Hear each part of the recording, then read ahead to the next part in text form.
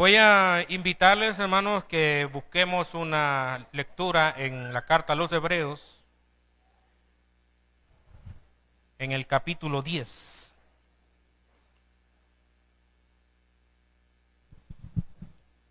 Hebreos capítulo 10.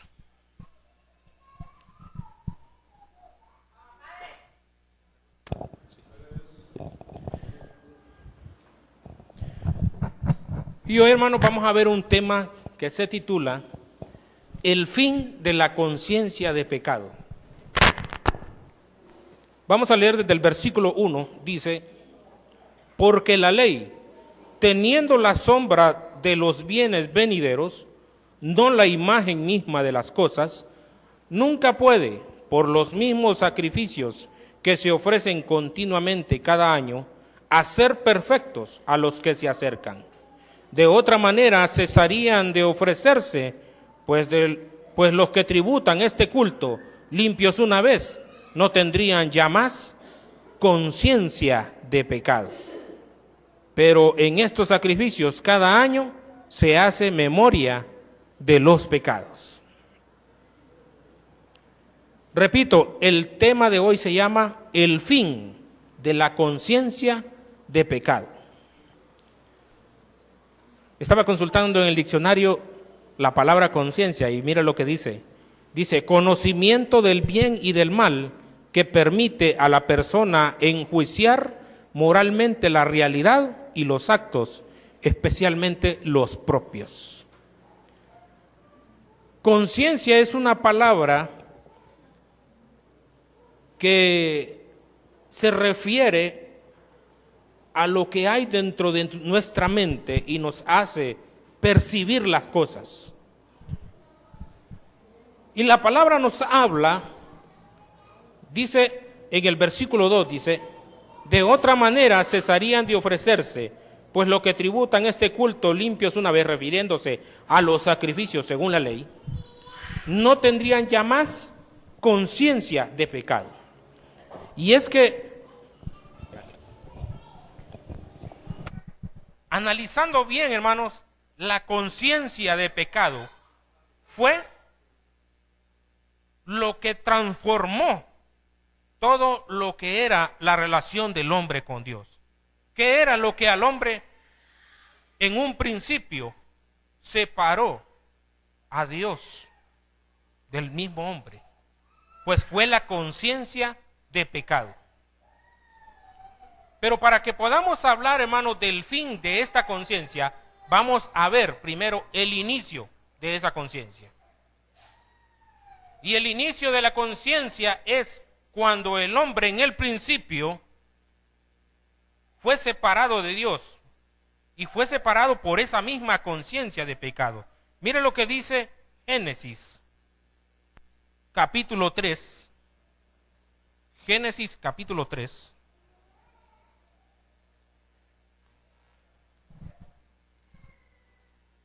Conciencia, hermanos, conciencia es, ¿se han fijado ustedes cuando alguien, por ejemplo, tiene algún accidente o de repente tiene una deficiencia en su cuerpo y dice, está inconsciente, dice, ¿verdad? Inconsciente significa que no tiene percepción de la realidad, de lo que está pasando a su alrededor. Entonces, vea lo que dice el versículo 10 y 11. Dice: y él respondió, hablando de Adán, ¿verdad? Oí tu voz en el huerto y tuve miedo, porque estaba desnudo y me escondí. Y Dios le dijo: ¿quién te enseñó que estabas desnudo? ¿Comido del árbol de que yo te mandé que no comieses? Adán, en ese momento, él está siendo buscado por Dios, porque Dios tiene una relación cercana con él. Pero él, ahora en ese momento, tiene conciencia de pecado. O sea, él se da cuenta de muchas cosas que antes no. Le dijo: Señor, yo me escondí porque estaba desnudo. Entonces viene la pregunta: ¿quién te enseñó que estabas desnudo? Entonces ahí ya estaba presente la conciencia de pecado en el hombre. El hombre había sido guardada su mente, había sido guardado su corazón de muchas cosas. Pero en el momento que el hombre dejó de obedecer a Dios, entonces su conciencia experimentó un cambio. Y ese cambio hizo que fuera separado de Dios. Ese es el inicio de la conciencia de pecado. Y eso fue lo que vino a transformar muchas cosas en el hombre. Trajo cosas en el hombre que fueron negativas para él. Desde ese momento empezó a surgir el sentimiento de culpa. Desde ese momento empezó a surgir que el hombre dejó de estar limpio y perfecto delante de Dios.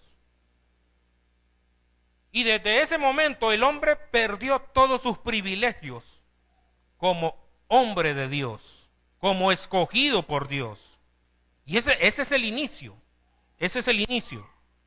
Y luego todos los hombres adquirieron esa conciencia de pecado.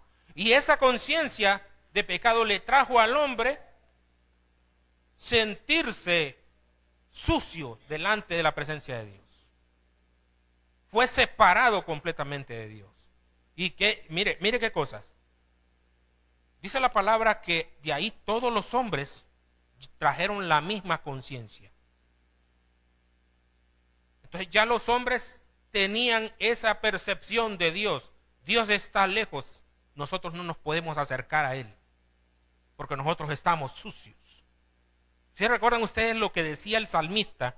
El salmista dice, en pecado me concibió mi madre. Busquemos lo mejor, Salmo 51:5. Salmo 51:5, mire lo que dice. ¿Y sabe por qué era eso? Porque el hombre estaba aprisionado por ese sentimiento de pecado en él. El hombre no se sentía digno de acercarse a Dios. Salmo 51, mire lo que dice. Dice, he aquí, dice, oiga bien cómo dice el salmista, en maldad, dice, he sido formado, oiga bien. Y, dice, y en pecado, dice, me concibió mi madre. El hombre ha tenido por mucho tiempo ese sentimiento. Por eso se ha fijado, y hoy en día, es que el tema de hoy, hermano, ¿sabe de qué se trata el tema hoy? El tema es que nosotros hemos sido libres de esa conciencia de pecado. Ya vamos a ver más adelante cuáles son los resultados de ser libre de eso. Pero hoy en día hay muchos que todavía están en esa conciencia de pecado. Por eso, y basándose en este texto, es que muchos hoy en día que tienen que presentar los niños. Porque pobrecito el niño tiene que ser presentado para que no se pierda. Y el niño, más bien, es el que está más santo, porque él no tiene conciencia de pecado. El niño nace limpio, puro, santo. ¿Por qué? Porque en él no hay conciencia de pecado. Sin embargo, el hombre ha tenido esa mentalidad. No, y muchos rezan el texto, dice, en maldad hemos sido formados, dice, y en pecado, repiten lo que dice el salmista, y en pecado, no has leído allá donde dice así. Pero el salmista tenía razón al decirlo, porque en el momento que él lo dice, está presente la conciencia de pecado en el hombre. Y existe aquello de que el hombre entonces busca acercarse a Dios. Entonces, dice la palabra que vino la ley. Y la ley fue como nuestro ayo. ¿Cuántos saben lo que significa ayo? Ayo significa un criado, uno que está puesto. El ayo aquel que era puesto para llevar al niño de la mano, para guiarlo en su camino. Era el que desde el principio le cambiaba los pañales al niño, era el que le enseñaba las primeras letras, era el que lo llevaba a la escuela, era el que le enseñaba todas las cosas que tenía que saber. Ese era el ayo. Y dice la palabra que la ley fue nuestro ayo para acercarnos a Dios. Entonces la ley, mire, nos llevaba de la manito a nosotros. Era la que nos acercaba a Dios. Entonces la ley decía, ¿quieres acercarte a Dios? Entonces cuando quieras acercarte a Dios, tienes que ofrecerle un sacrificio para que Él te acepte. ¿Por qué? Porque la misma ley le enseñó al hombre que estaba en pecado. La misma ley le dijo al hombre, tú no puedes acercarte a Dios si el pecado está ahí contigo. ¿Se fijan? Y hoy en día todavía mucha gente, y en muchas iglesias, y mucha gente que cree en Dios, pero ellos tienen conciencia de pecado. Ahora sí, fíjese bien, vamos a entrar donde comenzó el fin de esta conciencia de pecado.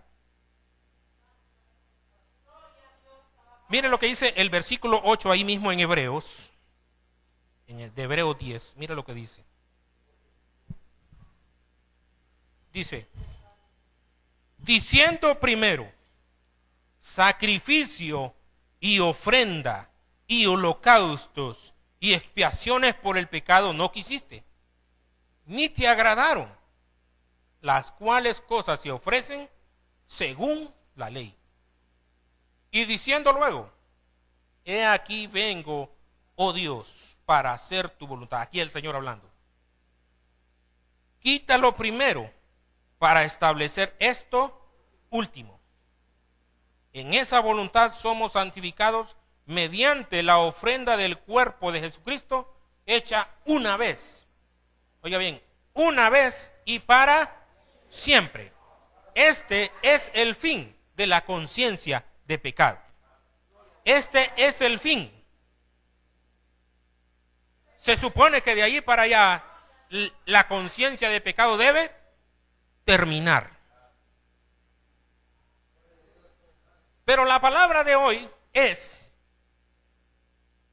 para que nosotros nos demos cuenta que hay muchos hoy en día que todavía están bajo esta conciencia. Y este fin de la conciencia del pecado, fíjese que inicia primero con Dios. ¿Quiere que le diga por qué? ¿Sabe cómo dijo él? Dice, y tomaré sus pecados, dice, y los arrojaré al fondo del mar. Y nunca más, dice, oye bien, y nunca más me acordaré de ellos. ¿De quiénes? De los pecados. Lo que está diciendo la palabra, que lo que es el pecado para nosotros, dice, Dios lo tomó y lo arrojó lejos. Y dice, ya no me acordaré de ese pecado. Ahí se terminó la conciencia de pecado en Dios. Allí se terminó la conciencia de pecado en Dios. Él ya no tiene conciencia de pecado para nosotros, porque Él ya terminó con ese pecado. Y por lo tanto nosotros debemos seguir ese ejemplo. Para nosotros debe terminarse la conciencia de pecado. Y ya vamos a ver más adelante qué implica eso del fin de la conciencia de pecado en nosotros. Entonces vea, una vez que él terminó esa conciencia de pecado, ahora vino a nosotros la restauración. Vino a nosotros la restauración de los privilegios que el primer hombre gozaba. ¿Sí o no? El primer hombre al principio gozaba de la cercanía con Dios, de una relación personal con Dios. Ahora bien, cuando a alguien, ¿verdad? Dice el versículo 10, dice, en esa voluntad, dice, somos, ¿qué dice? Somos santificados mediante la ofrenda del cuerpo de Jesucristo. De manera que al terminarse la conciencia de pecado, nosotros, ¿cómo se le dice a alguien que no tiene pecado? Se le dice santo. Mira, hermano que está a la par y dígale, Dios le bendice, hermano santo. Dios le bendice, hermano santo. Es que fíjese que, mire, a veces nosotros decimos ahí, hermano, yo soy santo. Pero a veces nos cuesta creerlo. Nos cuesta creerlo. Acuérdese que en nosotros ya no funciona la fe de Dios. En nosotros ahora funciona la fe de Dios. Eso significa que ahora nosotros le creemos a Dios. Y si Dios dice que Él nos ha santificado, así es. Y si Dios dice que somos santos, así es.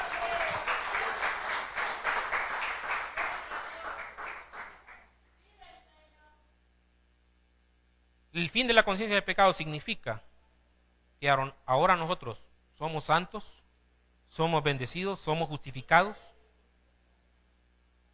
Entonces mencioné primero que la conciencia de pecado se había terminado en Dios primero, ¿eh? Luego se termina en nosotros.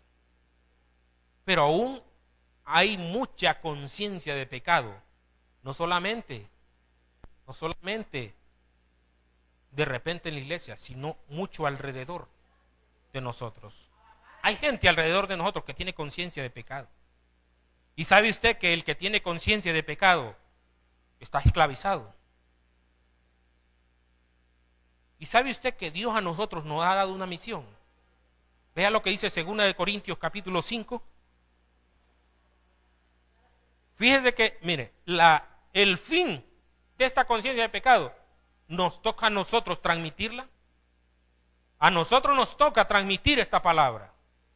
Mire, 5:19 dice que Dios, dice, estaba en Cristo reconciliando consigo al mundo, no tomándoles en cuenta a los hombres sus pecados, y nos encargó a nosotros. ¿A quiénes? A mí, diga usted. A mí me encargó. ¿Qué nos encargó? La palabra de la reconciliación. ¿Qué es la palabra de la reconciliación? Que el pecado ha sido quitado, que el hombre ya no es culpable delante de Dios, que el hombre puede acercarse a Dios, y a nosotros nos toca llevar esa palabra de reconciliación.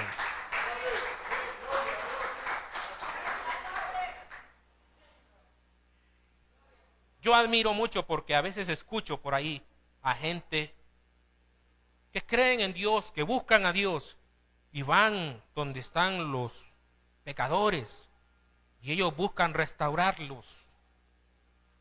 Pero lamentablemente, fíjese, cuando alguien quiere hablar del evangelio pero no tiene el espíritu de la revelación, lo que hace es esclavizar más a la persona. Por eso es necesario, fíjense, que nosotros nos convirtamos en portadores de la palabra. Que vayamos a aquellos que todavía están bajo la conciencia de pecado. Y yo creo que Dios tiene un propósito en este tiempo. ¿Sabe por qué? Porque Dios ha hecho surgir en el mundo entero,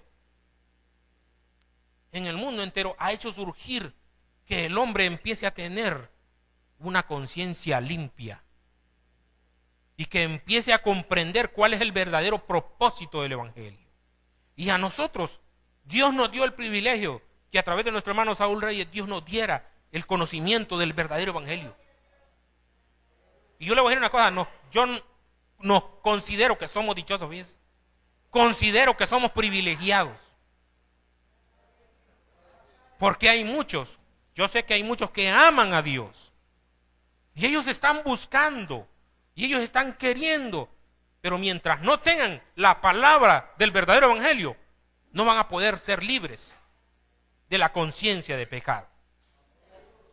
Entonces, dice que Dios estaba en Cristo reconciliando consigo al mundo y nos encargó a nosotros la palabra de la reconciliación. La palabra de la reconciliación.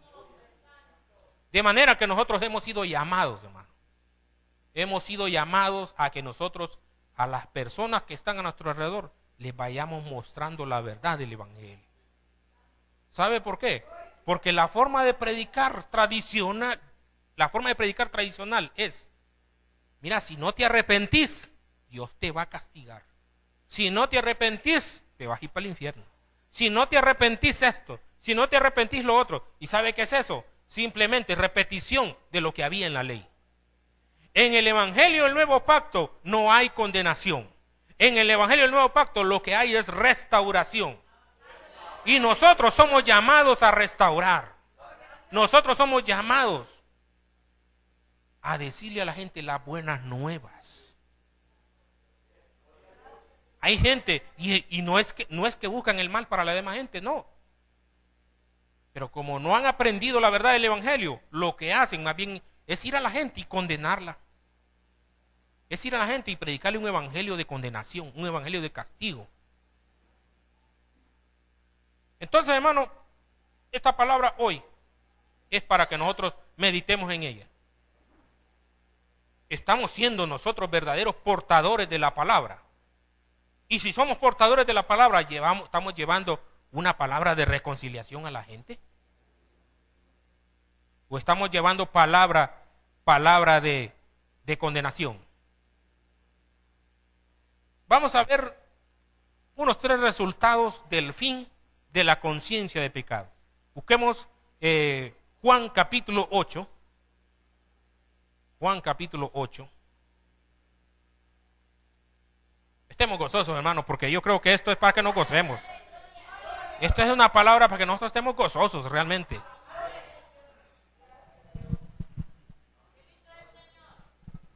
El primer resultado del término de la conciencia de pecado es esto, fíjese. Juan 8 y versículo 32 dice: y conoceréis, dice, la verdad, y la verdad os hará libres. El primer resultado del término de la conciencia de pecado es libertad. Y conoceréis la verdad, esta es la verdad, y esa verdad os hará libres. ¿Verá que el término de la conciencia del pecado fue cuando Cristo fue sacrificado en la cruz? ¿Pero qué le parece que todavía hay gente que está bajo conciencia de pecado? Yo siempre les he contado aquella anécdota que se cuenta acerca de la ley del fin de la esclavitud en Estados Unidos. Les he contado, ¿verdad? Donde dice que un presidente llamado Abraham Lincoln, con la ayuda del Congreso, decretaron una ley. Y esa ley básicamente lo que decía, que ya la gente de raza negra ya no era más esclavos. Ya nadie podía ser esclavo a partir de esa ley. Pero surgió algo curioso, fíjese. Y lo curioso es que pasaron muchos años y todavía había gente que era esclava. Todavía gente de raza de color que fue esclava muchos años más adelante después de esa ley. Pero sí, como siempre hay gente buena, ¿verdad? Siempre hay gente buena. Había gente que tenía gente de raza de color en su casa y les enseñaron a leer. Dice que cuando se promulgó esta ley fueron pegadas en afiches, fíjense, en los postes, en los lugares populares, era pegada la ley del fin de la esclavitud en Estados Unidos. Pero resulta que los esclavos de aquel tiempo, los de raza de color, ellos no tenían el privilegio de saber leer, fíjense. Pero como dije antes, hay gente buena y hubo gente que les enseñó a leer a los que habían sido esclavos. Entonces, como dije antes, pasó mucho tiempo. ¿Por qué? Porque la ley estaba, pero los que eran llamados a saber de esa ley no sabían que esa ley existía. ¿Por qué? Porque no sabían leer.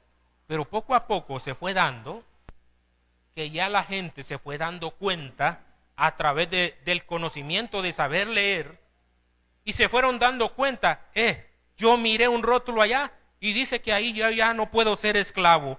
Y empezaba la gente de raza de color a liberarse de aquellos que lo tenían esclavo, fíjense. Fíjense que eso es un claro ejemplo de hoy en día. Hay gente que piensa, hay gente cristiana que todavía está bajo la conciencia de pecado. Pero todavía a ellos no ha llegado la verdad del Evangelio. Esos son similares a aquellos de color que no sabían. Ellos ya eran libres. La ley ya los había hecho libres. Pero ellos todavía actuaban como esclavos porque no sabían que había un escrito que los había hecho libres. Hoy en día hay muchos que todavía no saben la verdad del evangelio y todavía están esclavos, todavía están bajo conciencia de pecado. Por lo tanto, ellos todavía están esclavos de la ley, todavía están esclavos de los sacrificios, todavía están esclavos de los mandamientos y de las doctrinas de hombres. Pero por eso insisto en que Dios nos ha mandado a transmitir este evangelio. Por eso, hermanos, fíjense que es necesario que en la iglesia de Jesucristo del Nuevo Pacto surja gente que quiera saber más y más y más y más y más. Nosotros no podemos estar aquí sentados en una silla solo para llenar un espacio. Dios quiere que nosotros profundicemos en el conocimiento, hermano. ¿Para qué? Para que le podamos enseñar a otros, para que le podamos contar a otros de las maravillas del Señor. Ese es el llamado para nosotros hoy. Porque esta conciencia de pecado nos separaba de Dios, pero eso se ha terminado, hermano. Eso se ha terminado y ahora nosotros somos libres. Somos libres y gozamos del privilegio de ser hijos verdaderos de Dios. ¿Así es? Yo no sé si esto les alegra, pero esto a mí me emociona, fíjese. Esto a mí me emociona, fíjese. Porque sinceramente, no sé yo, qué hubiera sido de mí si yo no hubiera conocido la verdad del evangelio. No sé. ¿Dónde estaría yo? Pero Dios nos ha permitido. Yo le voy a decir una cosa, usted no está aquí por casualidad. Usted no está aquí por casualidad. Ni nosotros nos unimos a este ministerio por casualidad. Eso estaba en el plan de Dios. Así que nosotros debemos interesarnos en la verdad de esta palabra. Número 2.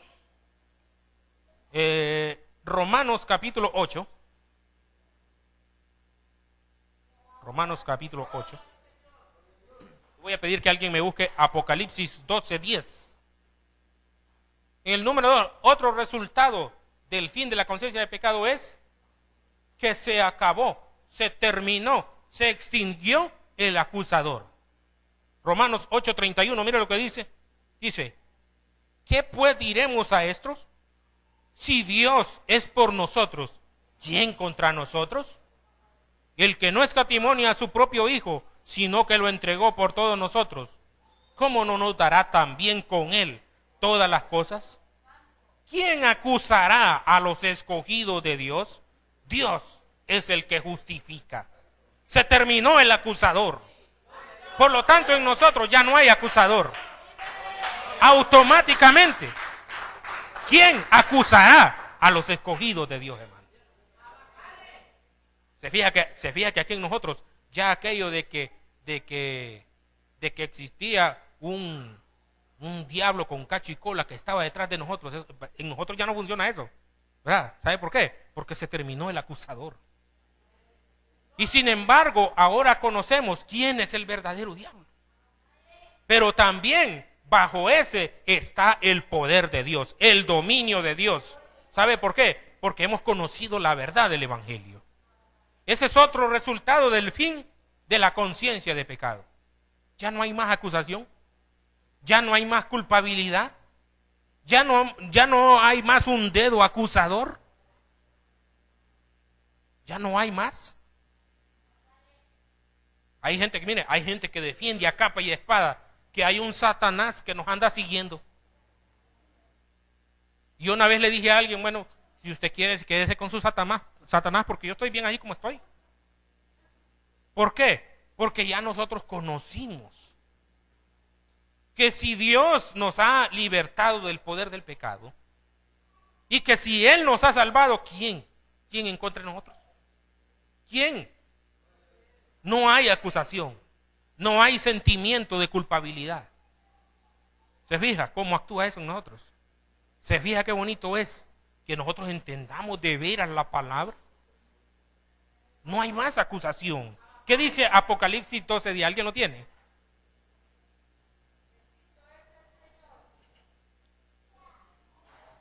Gloria a Dios. Gracias. Bueno, mire cómo dice. Entonces dice, oí una gran voz en el cielo que decía, ahora ha venido la salvación, el poder y el reino de nuestro Dios y la autoridad de su Cristo, porque ha sido lanzado fuera. Yo subrayé donde dice fuera, porque fuera es fuera. Dice, el acusador de nuestros hermanos, el que los acusaba delante de nuestro Dios día y noche. Ha sido lanzado fuera, dice. Ya no nos acusa, ha sido lanzado fuera. Alguien puede decir, hermano, pero eso es Apocalipsis. Para nosotros Apocalipsis es una palabra cumplida ya ahora. Es una palabra que ahora es un hecho ahora para nosotros. Ya no es algo que estamos esperando. Mucha gente está esperando. Mucha gente está esperando, fíjese. Podemos agregar otro beneficio ahí, fíjese. Que nosotros ya no estamos en esperanza nosotros. En nosotros ahora es una vivencia práctica y presente. Es una vivencia que ahora nosotros gozamos, hermano. No estamos en esperanza. Ay, cuando venga el Señor, dicen muchos. Cuando Cristo venga va a juzgar todas las cosas, pobrecitos. Pero ¿sabe qué? Tiene razón mucha gente de decirlo, porque no ha habido quien les enseñe la verdad del Evangelio. Tienen razón de decir, porque así los han formado. Fíjese que les voy a contar algo que Dios me hizo pensar el viernes. Cuando estábamos en la reunión de seminario para la familia, yo hice una pregunta. Yo decía, ¿cuándo es que nosotros, pregunté yo, ¿cuándo es que nosotros vamos a buscar el balance entre si castigar a nuestros hijos o soportarles? Pregunté yo, ¿verdad? Y hermano Saúl, ¿sabe qué respondió? Dijo, no, dice, es que con nuestro ejemplo nosotros comprometemos a nuestros hijos. Y fíjate, yo me quedé pensando en aquello y sabe que de un momento a otro, ¿sabe qué se me vino? Es la gracia de Dios también en nuestra familia, fíjese. ¿Sabe que nosotros en el nuevo pacto fuimos enseñados? Yo te doy si me das. Si haces, yo te recompenso. Eso es en la ley. Pero en la gracia de Dios es que Dios nos dio. Dios nos dio para que nosotros gozáramos. Y sabe usted que lo mismo que aprendimos el viernes, lo mismo se aplica en la gracia de Dios. Dios nos dio y eso nos compromete a nosotros. Dios nos dio el ejemplo y eso nos compromete a nosotros. Fíjese qué bonito eso. Qué bonito eso, hermano. ¿Sabe usted que la gracia de Dios también tenemos que aplicarla en nuestra familia? ¿Sabe usted? ¿Sabe por qué? Porque a veces en la familia nosotros tendemos a esto. Fíjese bien. Mira, hijo, si haces esto, yo te voy a comprar esto. Si pasas el año, te voy a comprar esto. Hermano, fíjese que nosotros, eso exactamente, fíjese. Nosotros tenemos que aplicar la gracia de Dios también en nuestra familia, fíjese. ¿Sabe usted que un día yo estaba pensando en algo con mi hijo y Dios me dio a ver algo a mí? Que Dios me dijo así: si yo te perdoné a ti, porque a veces surge que nosotros tendemos a recompensar a nuestros hijos según lo que hagan, ¿verdad? Pero la gracia de Dios no es así, fíjese. La gracia de Dios es que nos ha recompensado solo por el hecho de que nosotros somos hijos. No porque nosotros hayamos hecho algo, fíjese. ¿Por qué no podemos aplicar eso también en nuestros hijos? Apliquémosle a nuestros hijos la gracia de Dios. La gracia de Dios, ¿sabe qué es? Yo te voy a recompensar porque tú eres mi hijo. Yo te voy a amar porque eres mi hijo. Como alguien te decía por ahí, hermano, yo te amo. A veces no te aguanto, pero yo te amo. Hermano, es que la gracia de Dios tiene que manifestarse en nosotros en todos los sentidos de nuestra vida. A veces tendemos nosotros a esto: yo voy a amar a mi esposa si ella me atiende bien. Yo voy a amar a mi esposo si él es cariñoso conmigo. Dejemos de nosotros de hacer eso, fíjese. Parece como contradictorio, fíjese. Pero yo creo que Dios nos está hablando hoy. Mire, dejemos de hacer eso. Amemos a nuestra esposa, no porque ella nos atienda bien, no porque nos hable bonito, no porque esto, no porque lo otro. Amémosla porque ella se lo merece. Sí. ¿Qué le parece? ¿Qué le parece? En nosotros tiene que terminarse eso, hermano. En nosotros tiene que terminarse eso. Nosotros tendemos muchas veces a recompensar a aquel que nos hace un bien. Y al que no lo pasamos mucho, lo miramos así como de aparte.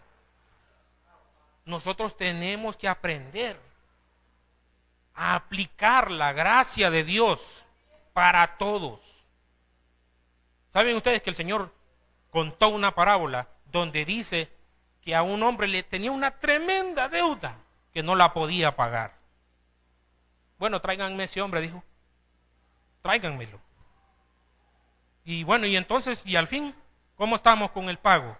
No, que no puedo, que mira, Señor, que no. No. Véndanlo a él, vendan a sus hijos, a su esposa y todo lo que tiene para que yo recupere algo de lo que me debe. Pero ¿qué sucedió? Aquel hombre, mire, se humilló y le dijo: no, Señor, mira, por favor, perdóname, yo voy a hacer lo que pueda para pagarte y que esto y que el otro. Dice que aquel hombre fue movido a misericordia. Dice que a aquel hombre le fue perdonada toda aquella deuda. Pero resulta que el hombre, una vez que sale de ahí, viene uno y que le debía, como quien dice, aquel hombre le debió una cantidad millonaria al rey, pero se encontró con otro que le debía 50 pesos. Ajá, ¿y cuándo me vas a pagar? ¿Y qué pensás? Yo ocupo mi dinero. No, mira que no he podido, por favor, perdóname, te voy a pagar en cuanto pueda. ¿Y sabe qué hizo? Lo mandó preso al hombre. ¿Sabe usted que a veces nosotros tendemos a hacer eso? Nosotros a veces metemos preso al hermano. Pero la Biblia dice: de gracia recibiste, da de gracias. Si Dios a nosotros nos amó con un amor que no vio nuestras faltas, que no vio nuestros defectos, que no vio nuestro pecado y nos perdonó sin condiciones, nosotros también tenemos que aprender a perdonar, a amar, a compartir, a tratar sin ver defectos. ¿Cuál es nuestro tema de conversación cuando nos reunimos nosotros con otro hermano? ¿Nos ponemos nosotros a hablar de la palabra o nos podemos hablar de los otros hermanos? Nosotros somos portadores, dice la palabra, y nos encargó a nosotros, dice la palabra, de la reconciliación. Entonces nosotros somos portadores de esa palabra de reconciliación. Somos portadores de la gracia de Dios. Nosotros tenemos que dar la misma gracia que nos dio a nosotros el Señor. La misma gracia tenemos que darle a nuestro hermano, a nuestro vecino, a nuestra familia. Es la misma gracia que nosotros. No seamos como aquel que mandó preso al que le debía un poquito. Cuando Cristo a nosotros nos perdonó todo aquello, nosotros merecíamos la muerte, nosotros merecíamos castigo, nosotros merecíamos toda la ira de Dios en nosotros. Pero Cristo nos hizo, por eso Él dijo: yo quiero que ustedes se amen como yo los he amado. Yo quiero que ustedes se amen como yo. Como yo. Yo a ustedes no les he visto lo que eran ustedes. Yo no les he visto a ustedes si ustedes eran estudiados, si ustedes nunca habían ido a la escuela, si ustedes son grandes maestros o si ustedes son alguien que no sabe nada. Yo no he visto si ustedes son enojados. Yo no he visto si ustedes son esto o lo otro. Yo les puedo decir un montón de cosas. Cada quien sabe. Cada quien sabe. Entonces, yo quiero, dijo el Señor, que ustedes se amen como yo los he amado. ¿Sabe por qué? Porque el hermano, el hijo, su esposa, su esposo tiene defectos. Pero dice que el amor cubre multitud de defectos. Y la palabra de hoy, hermanos, es que Cristo nos hizo libres de la conciencia de pecado. No nos quedamos nosotros con la conciencia del pecado de nuestro hermano, de nuestro hijo.